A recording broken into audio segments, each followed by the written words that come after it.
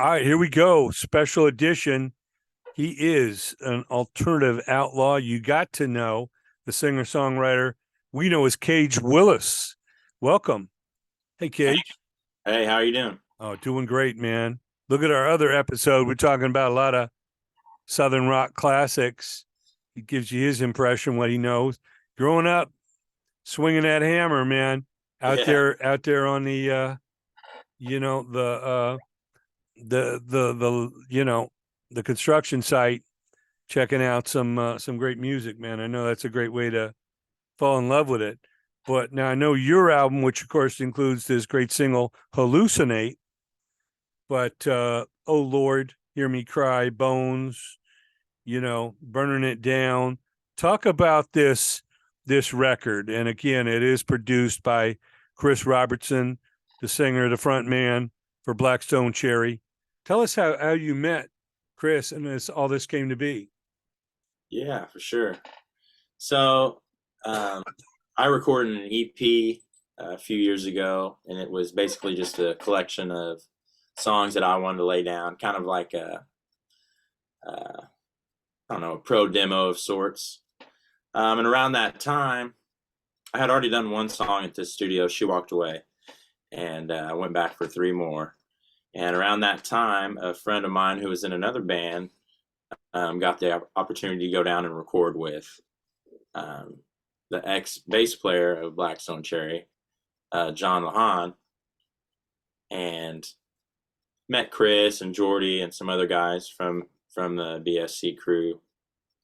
And I had saw that basically and looked on Chris's Facebook page and found out that he was producing artists and such. So basically I reached out to him and we chit-chatted, and he listened to She Walked Away, and I decided to come down and record with them over there at John's studio.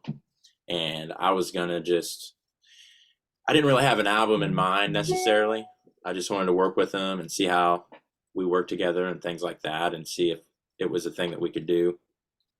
And that was over near Glasgow, and it went well. I mean, it went great. We worked together great, all that stuff. We go to schedule another one, and there was a falling out there. That was when John quit the band, and so we couldn't go to that studio anymore. And I didn't know if I was going to be able to continue recording with the guys.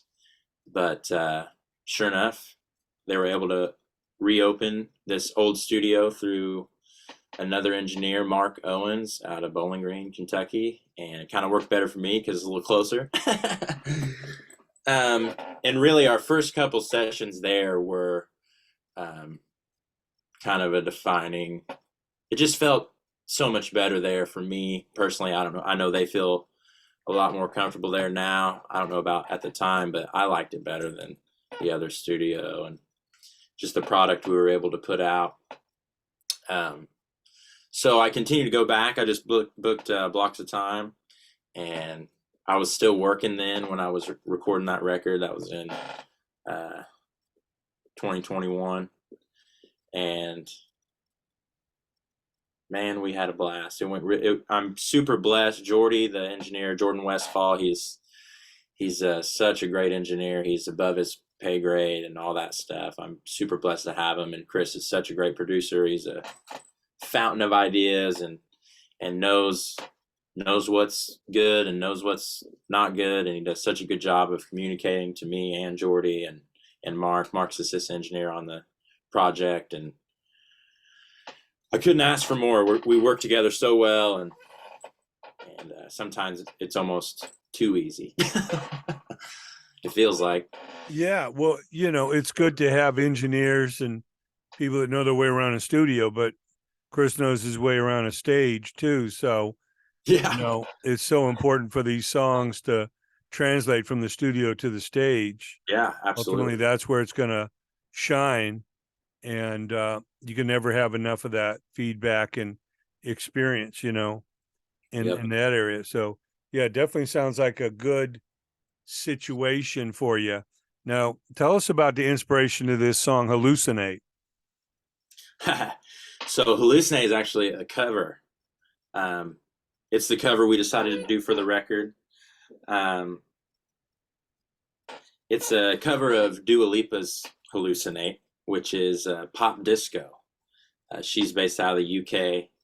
And basically what happened was is we were, I can't remember, it was second to last, if I remember right. And we both wanted to do a cover, and Chris actually brought it up that he wanted to do a cover pretty much that session. And I don't even remember what I mentioned, but I mentioned something that I would enjoy just playing. I probably wouldn't even have to learn the song, and he's like, no, that sounds like you would do it. He's like, let's really, not even in the ballpark, let's find something. I said, and he played maybe something by El King. I think it was one of El King's songs, which was a great song and a great choice. And I'm like, oh, you're thinking kind of poppy even. And I'm thinking, I love Dua Lipa. And I went straight to Hallucinate and showed it to him. He's like, let's tackle it. And man, I'm glad we did, or we're all glad we did. I mean, it's one of my favorite tracks on the record, and that's why I decided to push it how I have, and it's done so well. And I love the original song so much, and I think that really shows through, and my passion for that come out in my version. Yeah, no doubt. I mean, a good song is a good song. It can be done 100 Yep. different ways. Yep. So to reinterpret it your way and take it to people that either might not even be familiar with the original, Right. or those that know the original and like, wow, that's a hell of a spin.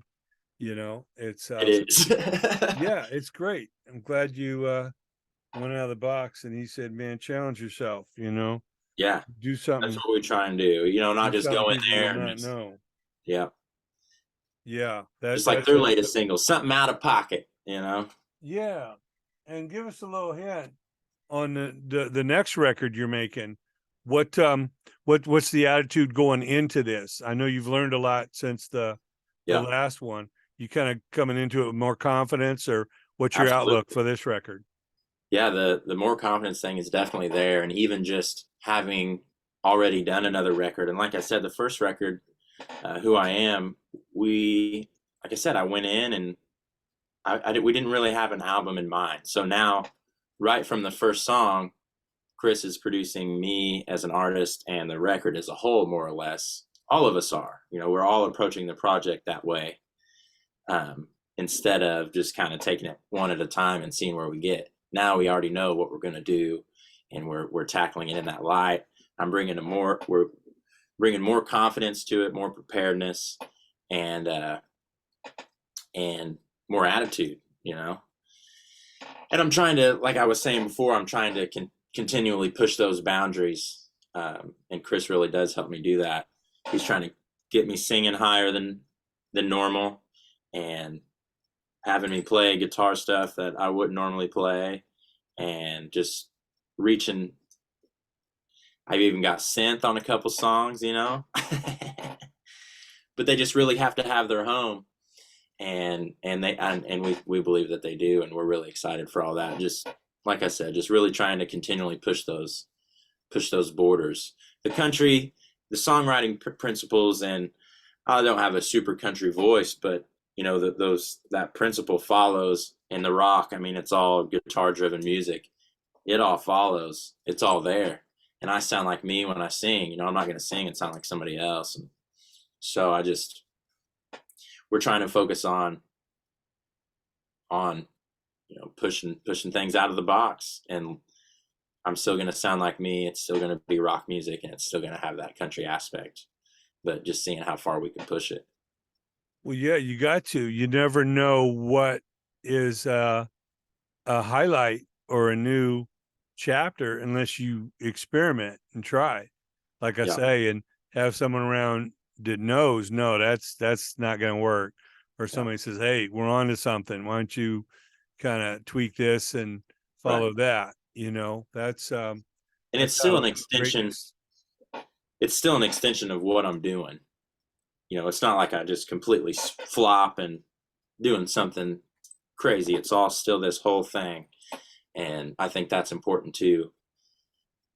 I like how my stuff does cover a broad range, but it's still all, sounds the same, still goes on the same record. I don't know. It's a hard thing to do.